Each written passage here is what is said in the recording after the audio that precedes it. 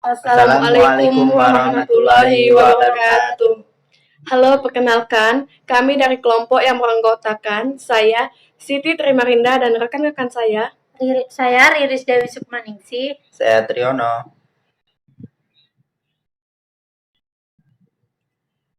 Masalah pembangunan infrastruktur di Indonesia. Yang pertama, kurangnya koordinasi dalam membangun infrastruktur.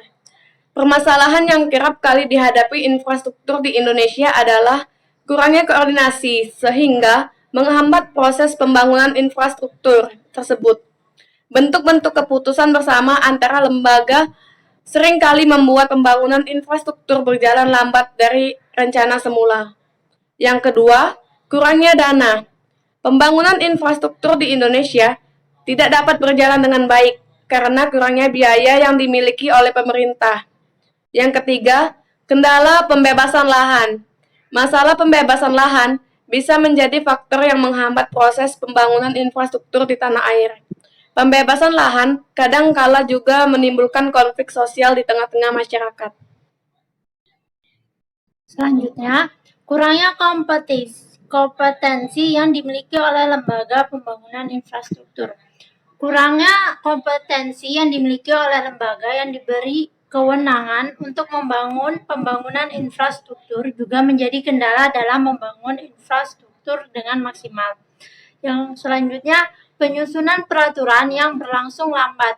Proses penyusunan ini sulit dilakukan karena panjangnya birokrasi yang harus dilalui. Selanjutnya, kesadaran keselamatan kerja dalam membangun infrastruktur.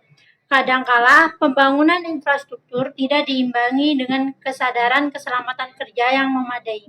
Hal ini akhirnya menimbulkan kecelakaan kerja yang menghambat pembangunan tersebut.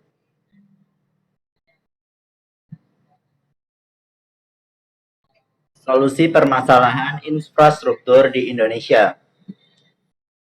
1. Memperbaiki kerjasama antar lembaga. Kerjasama yang baik antar lembaga pemerintah sangat dibutuhkan dalam proses pembangunan dan pemeliharaan infrastruktur di Indonesia. Tiap-tiap lembaga harus mampu menjalankan masing-masing perannya agar pembangunan infrastruktur tidak terhambat.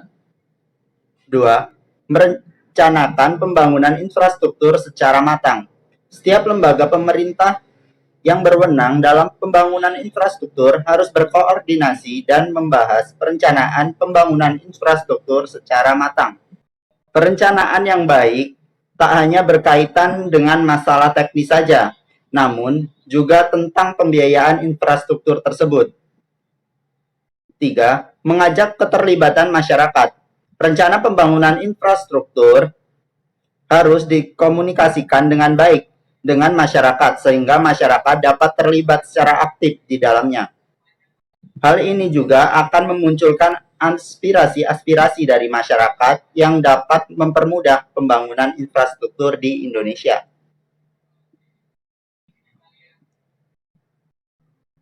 4. Merawat infrastruktur yang sudah ada. Infrastruktur yang sudah ada harus dirawat dengan baik agar bisa digunakan untuk kepentingan umum lebih lama dan sekaligus dapat menghemat pengeluaran negara. 5. Memperbaiki birokrasi Indonesia. Perbaikan birokrasi pemerintahan adalah hal yang harus dilakukan demi menunjang pembangunan infrastruktur di Indonesia. Kebijakan dari lembaga-lembaga yang terkait diperlukan guna melakukan prioritasi proyek yang bisa menjadikan birokrasi yang dibutuhkan berlangsung lebih efisien.